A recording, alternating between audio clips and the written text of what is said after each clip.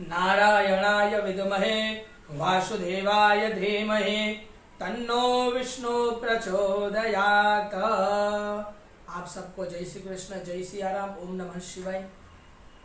आप सबको अधिक मास के 9वें दिन के 9वें व्रत की हार्दिक शुभकामना। 8वें दिन के 8वें अध्याय में देखा कि कैसे द्रौपदी ने अपने पहले के जन्म में अपने पिता को मृत्यु होता हुआ देखकर वो खूब रोने लगी और अपने पिता के अंतिम कर्म के बाद उसी वन में वो अपना जीवन प्रसार करने लगी। 9वें दिन के 9वें अध्याय में यह कथा आगे बढ़ती है। नारद जी बोलते हैं कि हे मुनि, वह मुनि की पुत्री उस वन में फिर किस प्रकार रहने लगी, किसके साथ उसका विवाह हुआ, किस मुनि ने उसका विवाह संस्कार करवाया। श्री नारायण बोले कि पिता के शोक के में रहते रहते डूबे हुए वहां पर उसका बहुत सा समय बीत गया। एक समय सहसा ही उस वन में महाक्रोधी दुर्वासा ऋषि उसके निवास स्थान आ पहुंचे और उसकी यह दीन दशा देखी। उनका सर महादेव की भांति जटाओं में ढका हुआ था। तभी श्री कृष्ण अर्जुन से बोले कि ये दुर्वासा वही ऋषि है जिन्होंने तुम्हारी माता की पूजा से प्रसन्न होकर उन्हें देव आवाहन शक्ति प्रदान की थी। आगे भगवान कहते हैं कि उनको अनेकों तीर्थों के जल से जिनकी जटाएं भिगी रहकर जिनको सुशोभित करते हैं, ऐसे महान तपस्वी ऋषि को इस ब्राह्मण बालिका ने देखा। यानी कि ब्राह्मण बालिका यानी कि वह जिसके पिता गुजर गए थे।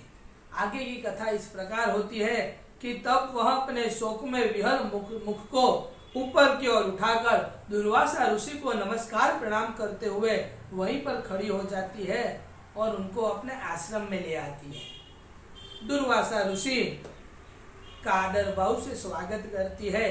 अर्घ्य पद्य एवं नाना प्रकार के जंगली फल मूल से उनका आतिथ्य करके विनय करते हुए बोलती है कि हे महाभाग, अत्रि गोत्र कुल के सूर्य, आपको मेरा नमस्कार हो। आपके आगमन से मेरे भाग्य का उदय हुआ है। आज मेरे सभी व्रत सफल हुए, सभी पुण्य सफल हुए।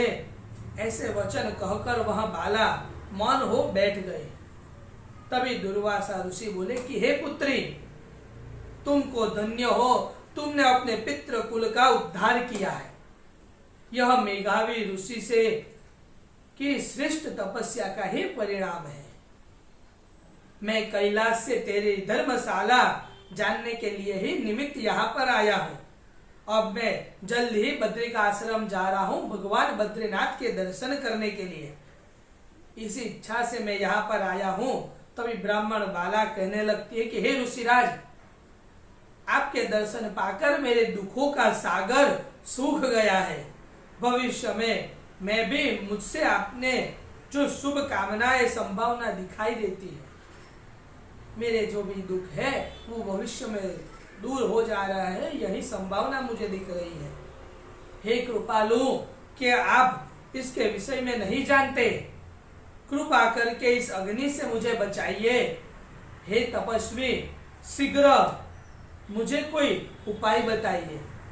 मुझसे कोई विवाह करने की इच्छा नहीं रखता है, इसी के कारण इससे तो मैं शूद्र हो जाऊंगी।